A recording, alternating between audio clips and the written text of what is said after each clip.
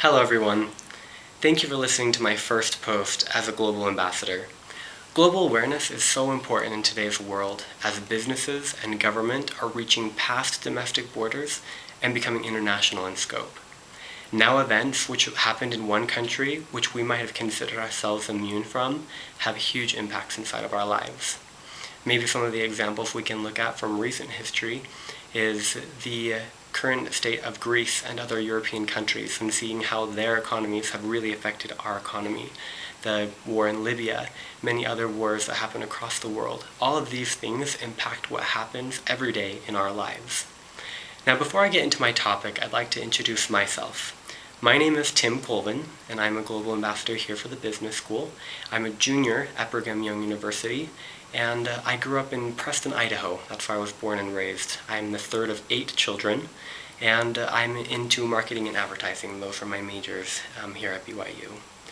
Now, I served as a volunteer for 2 years over in Singapore, East Malaysia, and West Malaysia for 2 years, and got to see kind of the behind the scenes of what happens there.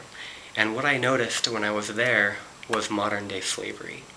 Now, I definitely thought that modern day slavery, or any sort of slavery, was a thing of the past, but it's really not.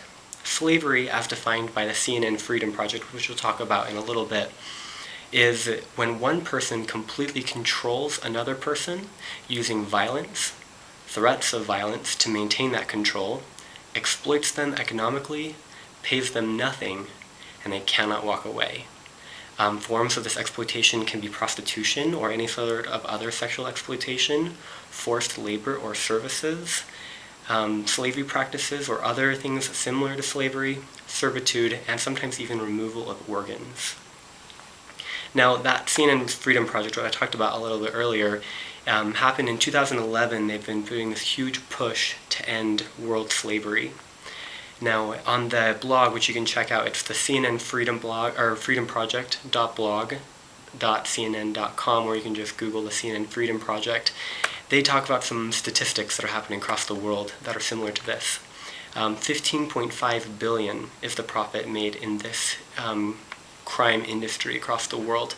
The only two that make more above it are illegal drugs and armed trafficking. In the United States, between 14,000 and 17,000 people are trafficked into the United States every single year. And across the world, 600,000 to 800,000 people trafficked across international borders annually. Now, when I was in Singapore and Malaysia, this was actually happened in Malaysia, I met 2 men who had traveled from Nepal to come to Malaysia to have a better life. They found a better job and they flew down there, they got their documents and everything. When they arrived, their employers took away their traveling documents and made them work for years to get back their traveling documents, not paying them hardly anything. About 80% of what they earned went to just pay for their traveling expenses, and 20% was given to them. They could barely, afford to take care of themselves, let alone their families back in Nepal. So there's like 20 or 30 people living in one little house. Their bathroom and kitchen were in the same little area, not sanitary. Next to them was their working area. So every day they were caught in this work area and their very small living conditions. Now this is obviously a huge problem if there's like 600 to 800,000 people in the world that this is happening to every single year. But who should tackle the issue? Should it be big business, or should it be government?